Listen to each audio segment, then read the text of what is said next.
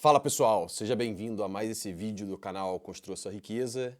E antes de mais nada, eu já quero que você já curta esse vídeo, já compartilhe com seus amigos e já diga aqui embaixo se você tem acompanhado esses conteúdos, se tem te ajudado, porque o teu feedback é bastante importante para que a gente continue colocando mais informações aqui. Hoje a gente vai falar sobre alguns temas, né? Eu tenho uma assessoria hoje de investimentos imobiliários e muitos clientes perguntam para a gente atende clientes todos os dias, que a gente encontra clientes de todos os tipos, né? Pessoas que compram imóveis à vista, tem gente que tem estratégia de financiamento, tem gente que utiliza consórcio, tem gente que, né, fica tentando buscar a melhor maneira de atender, de se atender com seus investimentos. E ontem eu atendi um cliente, né? E onde a gente estava exatamente discutindo alguns assuntos. E aí eu fiz questão de gravar esse vídeo aqui, porque eu acho que é importante para você que é investidor, que gosta de investir em imóveis, a gente trazer exatamente essa visão, a minha visão aqui para vocês, sobre qual é a melhor maneira de comprar imóvel. Se é à vista, se é financiar esse imóvel, se é comprar ele através de consórcio, tá? Já te adianto que, na verdade, na minha visão, são coisas antagônicas, né? Uma coisa não tem a ver com a outra, né? A melhor maneira de fazer, a melhor maneira, na verdade, é comprar imóvel financiado no banco, no financiamento tradicional. A melhor maneira é fazer através de consórcio, a melhor maneira é ter o recurso e comprar à vista. Na verdade, são perfis diferentes, são projetos diferentes, são maneiras diferentes de você investir e uma coisa não exclui a outra, tá? Então, esse é o primeiro pensamento, o primeiro aprendizado que eu quero trazer aqui para você, que são três estratégias, três ferramentas diferentes uma da outra e eu vou explicar para vocês aqui como que eu vejo onde você vai encaixar cada uma delas. Para todo investidor, né, a primeira coisa que eu falo assim, se você é um investidor aonde você tem as três possibilidades, ou seja, você é o cliente que tem recurso à vista, você é aquela pessoa que tem dinheiro em caixa, você é uma pessoa capitalizada e tem poder de escolha. Então, parabéns, você tem a possibilidade de comprar imóveis à vista. Esse é um baita benefício que muitas das pessoas, né, a maioria das pessoas nunca vão ter essa possibilidade. Segunda forma é financiar. Você pode ser aquela pessoa que, além de ter a possibilidade de comprar imóvel à vista, você também, você tem tanto nome que o banco empresta o dinheiro para você. Você tem uma boa capacidade de pagamento, tem seu nome limpo, tem, né, uma boa relação com o mercado bancário, né, para conseguir financiamentos. E aí o banco empresta, ele se sente confortável em emprestar dinheiro para você. Então parabéns, você é essa pessoa que também tem esse nome. Muitas pessoas também não têm essa possibilidade, o banco não empresta essa pessoa, muitas pessoas não têm o recurso à vista e também o banco nem sente vontade de emprestar para elas, né? Ou também tem aquela pessoa que tem o recurso à vista e o banco não empresta, tá?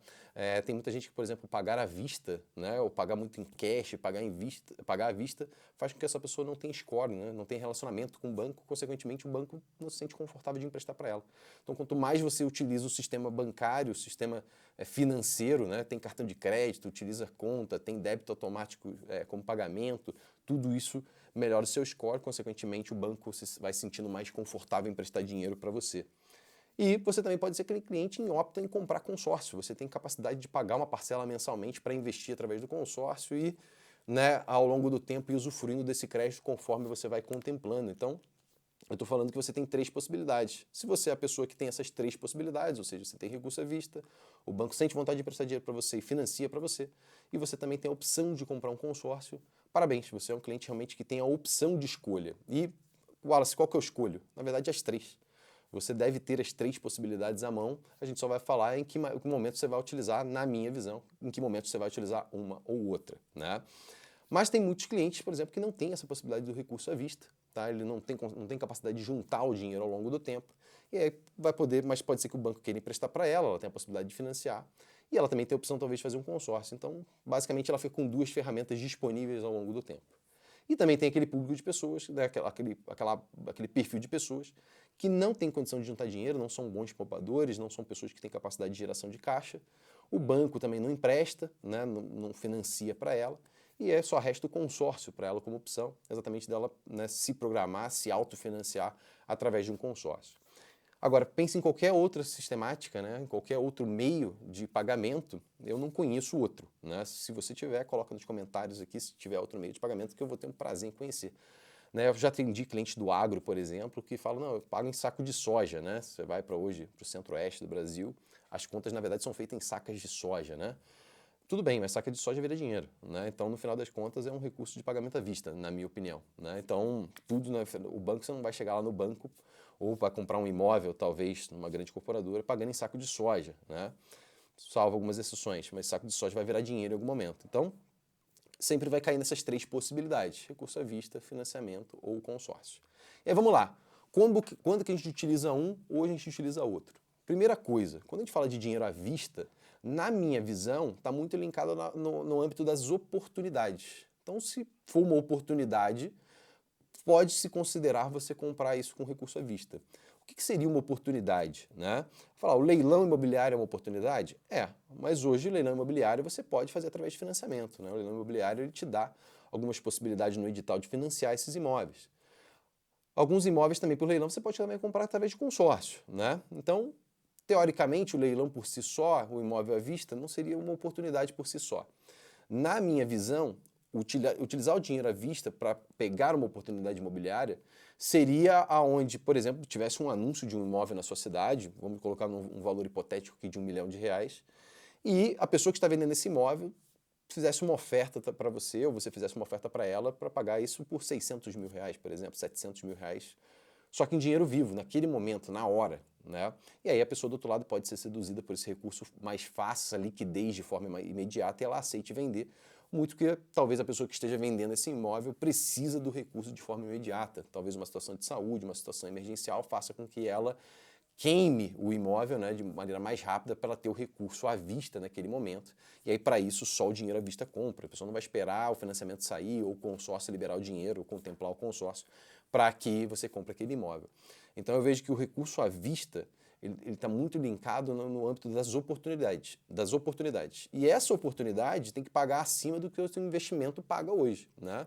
Então, hoje, no momento que a gente está gravando esse vídeo, a gente tem uma Selic a 15%. Significa que se você deixa seu dinheiro aplicado, né, lá com pouco risco, com baixo risco, com segurança, minimamente esse dinheiro tem que estar rendendo isso para você anualmente, né? Então, para eu sacar o meu dinheiro de lá, para eu botar em risco, né, o meu dinheiro, ou imobilizar o meu dinheiro em algum patrimônio, eu tenho que pagar, esse investimento tem que pagar mais do que isso, 2, 3 vezes esse valor, para compensar o risco, né?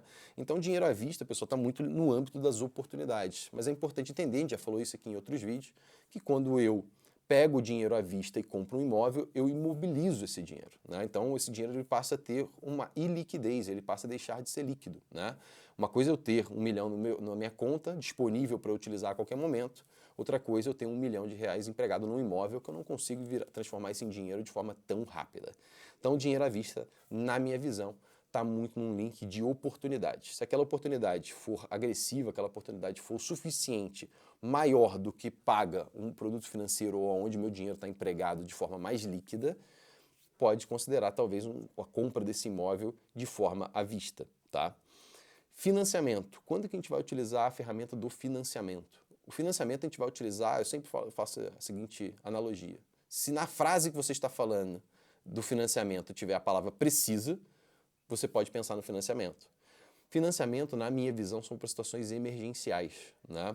Claro que hoje, na minha visão, se você pegar hoje um financiamento de imóveis de até R$ 1,5 milhão, você vai ter aí a taxa máxima de 12% ao ano, mais correção de TR, né? Se eu tenho Selic a 15, nesse momento está mais barato eu financiar do que eu trabalhar com meu recurso próprio, né? Porque se o mercado de investimento está me pagando 15 e para eu pegar o dinheiro do banco financiado está sendo a 12, é mais interessante eu financiar do que eu trabalhar com recurso próprio neste momento, né? Tudo bem que ao longo do tempo a gente pode ter uma Selic mais baixa e essa conta, pensando a longo prazo, pode não ser a mesma.